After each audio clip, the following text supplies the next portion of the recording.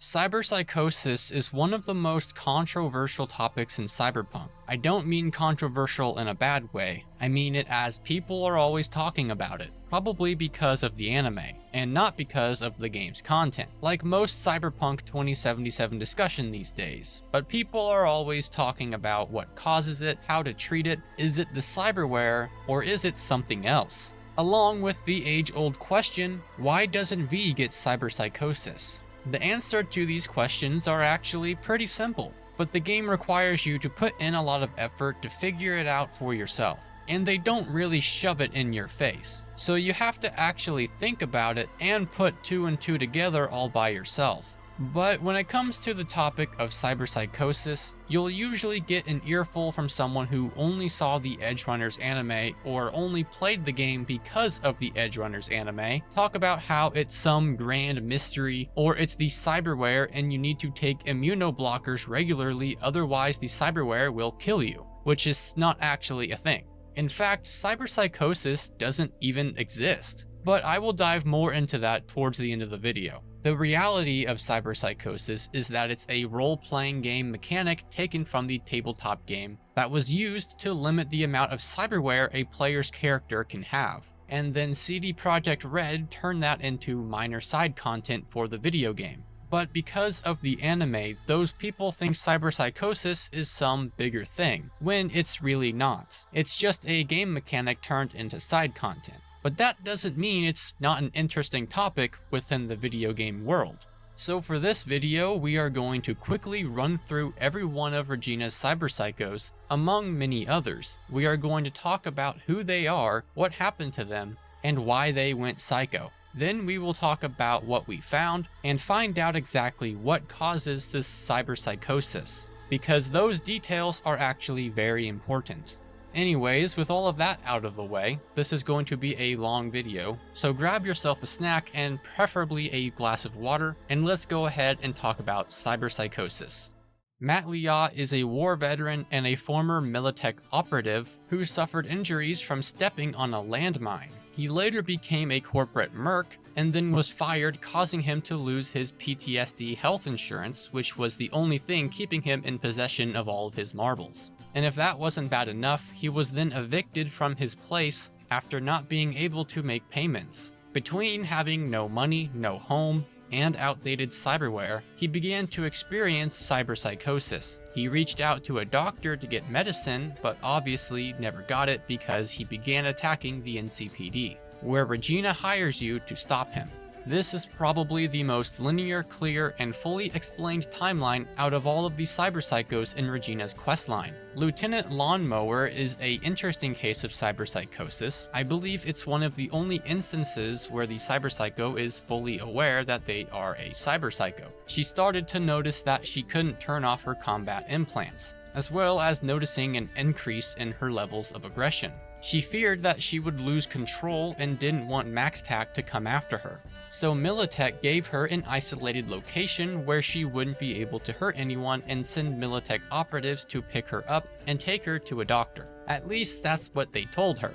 Militech actually sent a hit squad instead. Realizing this betrayal sent her over the edge, and her combat implants were actually experimental. So Lieutenant Mower was probably just a lab rat and her death was planned from the start. Lely Hine is a Valentino that was abducted and forcibly stuffed with chrome like a cheerleader on prom night. His body didn't have time to adjust to the new bodily systems and it turned him into a psycho. But it seems he still had some self-control. A netrunner named Tamara even tried to track him down, and you can actually find a farewell letter to Tamara, who is actually another cyberpsycho that we will see later on this list. This next cyberpsycho is extremely vague. All that I could find on him was that he's a merc from the afterlife, and he's on some glitter, LSD, meth, fentanyl, marijuana, cocaine, mermaid tears, and the blood of a virgin. Clearly, I am joking, but he is on enough drugs to make anyone turn into a cyberpsycho. Back at the beginning of the game, Royce took over for Brick as the leader of Maelstrom. Unfortunately, not everyone was on board with the switch in leadership. Ellis Carter is a Maelstrommer who tried to get revenge on Royce, but Royce is a pretty big dude and defeated him pretty easily. But he didn't kill him. Instead, he was pumped full of drugs, tortured, and turned into an attack dog to do Royce's bidding. And after the events at the All Foods plant, Ellis Carter was kinda just left out to dry. And unfortunately, that's all there was to it. Now, Maelstrom is known for participating in very cryptic rituals that we don't really know anything about. There's a ritual in Watson where Zaria Hughes was in the net when something went wrong, causing her brain to not be able to handle the process, sending her into a state of delirium and causing her to kill all the other Maelstromers at the ritual. Then she went into her icebox to recover, and this is when you find her. You can see her teleporting around you as you investigate. Not really sure what that's about, but it sure is creepy. This is another cyberpsycho with not much detail, and let me tell ya, it won't be the last.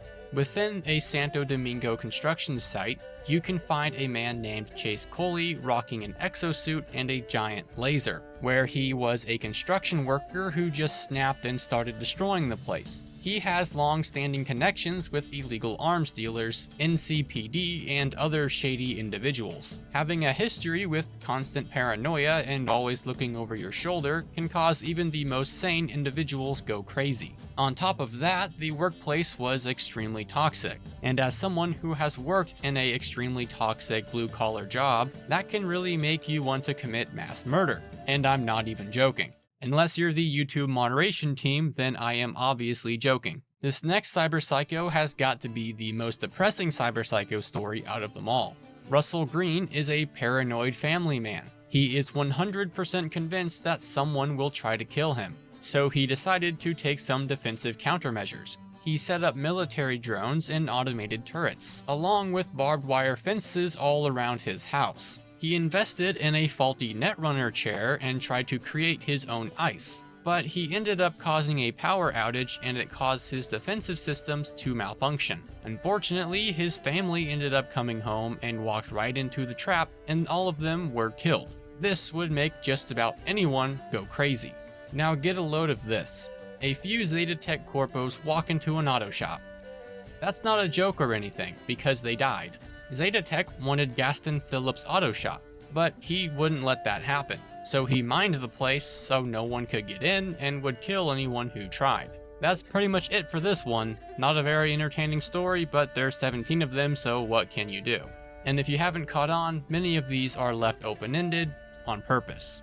Now, before you were hired to infiltrate the Grand Imperial Mall to help the Voodoo Boys take down Netwatch, there were others. You see, you're not special. One of the Voodoo Boys, forgive my mispronunciation, is named Ben the Balion, and he tried to take the Grand Imperial Mall all by himself. He hired a merc and then tried to kill him because his rate was too high and he didn't want to pay him. So it seems that's a common practice amongst the Voodoo Boys, but Netwatch decided to gank these guys while they were fighting. Not exactly sure what causes this one to go crazy, but he mentions in his email that he was pretty messed up after the attack.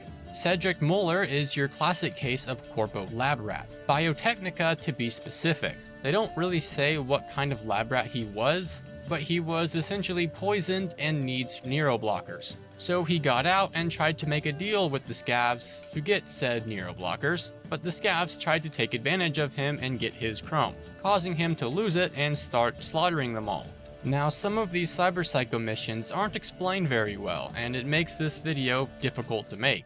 But the most interesting ones seem to be the most confusing. So I might be missing something here, but I tried to put it together the best I can. Norio Akuhara is an assassin of sorts for the Tiger Claws who can vanish like a phantom. His friends, or lovers, I'm not really sure, as they don't really explain it here, Taki and Julia are killed, so he got some pills from his doctor to help with the grief. But he claims the pills have stopped working. He also claims to have found his, in quote, zen, where he frees his consciousness, which helps him deal with everything. This so-called zen is just him learning about the Saki test, to see if Taki and Julia's deaths were avoidable. The Saki test is Norio testing to see if the Tiger Claws can sense incoming danger, by sneaking up on them and killing them, then vanishing like a ghost, a test that every single one of his victims failed. Now, I don't know about you, but this doesn't exactly seem very cyberpsycho, but more on that later. Just like Norio, This next cyberpsycho is a bit confusing since the way the game explains it is kind of done pretty poorly. Probably because of a translation error since the developers are Polish, which is my excuse for everything, but I will try to explain it as simple as possible. There is a TV show called Sagan Sisters in Night City, starring twin sisters Dao and Lin. For one of the episodes, Dao goes out to eat at her favorite restaurant called the Seaside Cafe, when she has an allergic reaction and ends up in a coma. But a few years prior, Dao pranked her sister Lin and ruined her wedding. So as revenge, she poisoned her sister to mimic an allergic reaction, then have her implanted with terrible cyberware to ruin her and her perfect body. Then get surgery to look like her sister so she can marry her soon-to-be husband in her place, only to have her wake up after the wedding. However, this operation was actually real, and since the plot of the episode was so dark and twisted, she was a little confused after the surgery. She didn't know what was real or fake, so she thought that the script was reality and just snapped, killing her sister and her soon-to-be husband, along with everyone else at the cafe while they were filming the episode, turning this soap opera into reality TV. This was all originally just a made-up plot for a TV show, but Dao went cyberpsycho and couldn't tell reality from the script and got revenge for something that didn't actually happen. Safe to say, this is probably my favorite cyberpsycho mission in my opinion. But let's go ahead and talk about a more simple cyberpsycho. Zion Wilde is a war veteran, which is the answer to his cyberpsychosis. But what happened to him? Well, he fought in the Unification War and has done many military-style jobs down in Pacifica. One of those jobs was for the Voodoo Boys. But after his job, he did not receive his payment as to be expected. He instead saw an efflorescent light and was met by, and I quote, "the guardian of the border between the living and the dead." He was obviously zapped by the Voodoo Boys, but instead of dying, his military implants burnt out, saving his life, just like how the relic saved yours. But Zion thinks this is some otherworldly realm and wants to open the path to the sacred land. Although a very simple case of cyberpsychosis, this one was at least pretty entertaining. This next cyberpsycho is an interesting tale, and I absolutely love it. The Tiger Claws decided to kidnap a young woman named Sofia Ramirez, and they turned her into a doll to be used and tortured. Another reason why Wakako and the Tiger Claws are terrible people. What the Claws didn't expect was that her daddy was the Jack Reacher of Cyberpunk, ex-Special Forces and NCPD. So he set off and started mowing down anyone who stood in his way. He hunted the Tiger Claws like Kraven in the Safari. I'll be honest, I don't exactly blame this guy for going psycho. In fact, I probably would have helped the guy, all he had to do was ask. Unfortunately, MaxTac has their eyes on this one, and for good reason, since he is obviously the perfect candidate for the apex predators. But maybe this is just a blessing in disguise. Now, the same dirty Raffen shivs that kidnapped and tortured our good buddy Saul also kidnapped and tortured another Aldecaldo named Aurelio Alma. There's not much details here, but this ordeal caused him to go cyberpsycho. He broke out of the prisoner transport and fled the scene. Now, it doesn't matter if you kill him or not, he will eventually die on his own after you leave, so he'll never get the therapy. But his Aldecaldo buddies will eventually find him and bury him at the mobile camp graveyard. Now for the final one of Regina's cyberpsychos, a young netrunner named Tamara Crosby OD'd while trying to find a Valentino cyberpsycho named Lely Hain, and because of this she was tossed into the sewer. But she was found by a homeless encampment that took her in. It must have been some wicked ice because she woke up and thought she had been kidnapped and slaughtered the entire encampment. Then she made it her secret lair guarded by 2 military-grade turrets. Although that's the last of Regina's cyberpsychos, there are still a few more cyberpsychos I want to talk about.